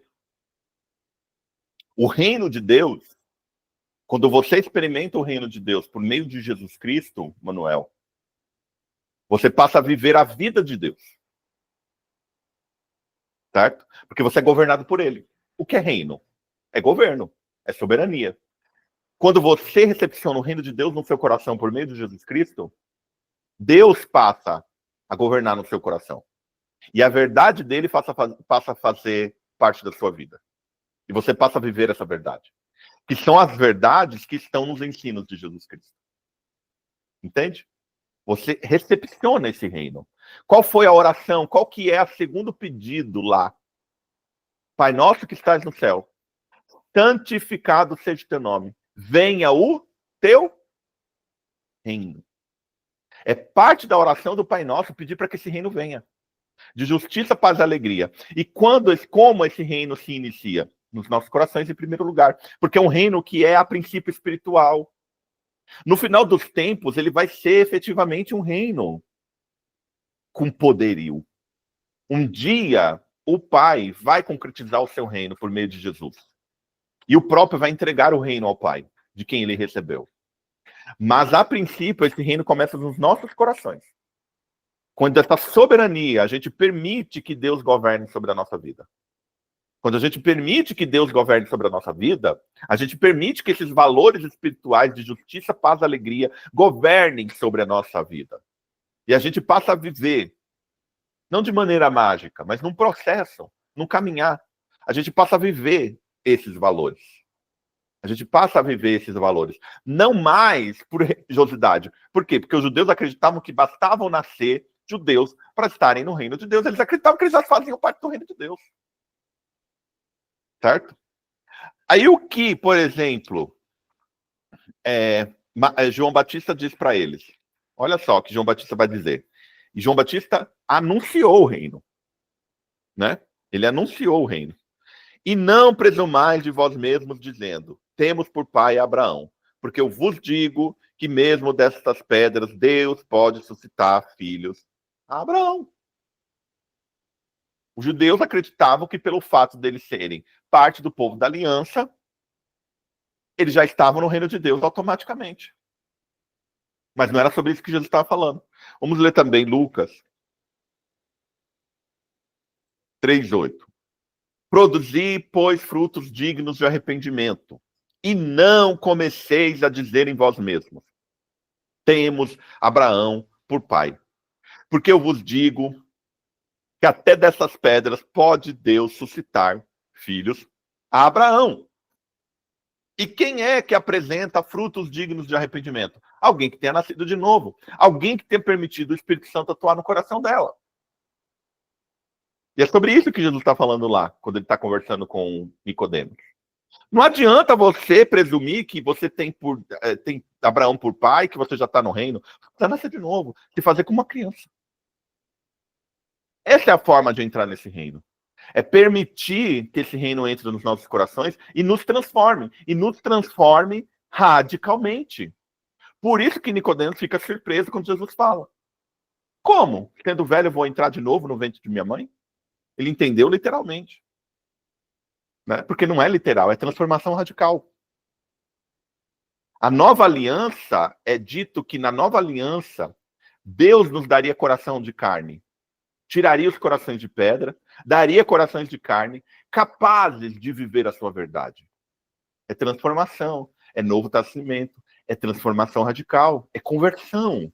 Não para uma religião, e é por isso que esse não é o evangelho que eu prego, para se converter de uma religião para outra. Não, é se converter a Jesus. Se converter a Jesus. Se voltar para Jesus. Se voltar para o seu reino. Permitir que o reino dele entre nos nossos corações e nos transforme por meio do seu Espírito. Por meio do seu Espírito.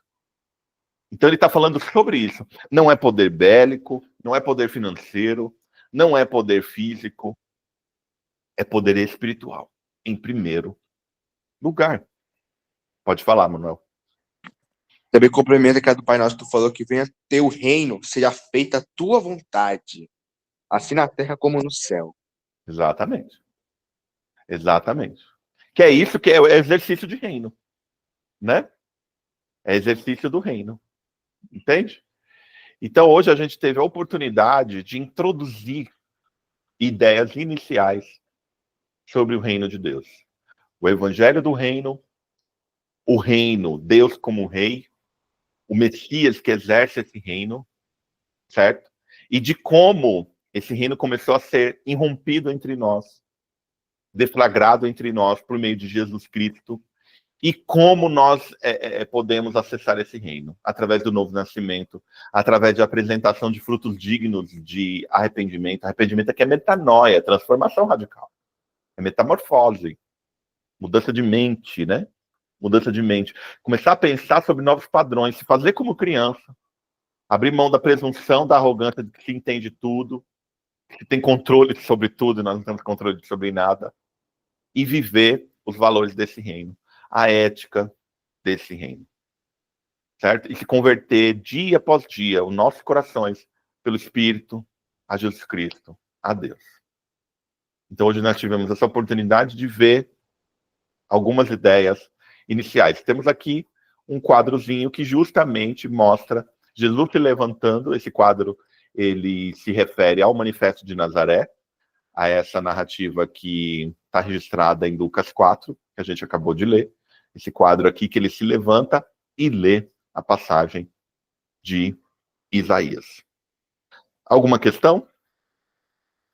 Nenhuma? Então, antes da gente encerrar, vamos fazer uma oração? Senhor, obrigado.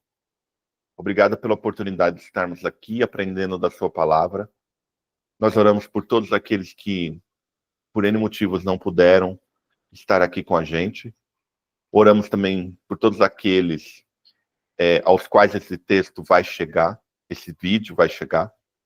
Oramos pelos nossos irmãos que estão aqui, que eles possam ter uma semana que se inicia hoje abençoada e que o seu reino de justiça, paz e alegria possa estar presente no coração deles. Eu oro, Senhor. Pai nosso, Pai nosso. O Senhor é nosso Pai, nosso Senhor, nosso Deus, nosso Rei.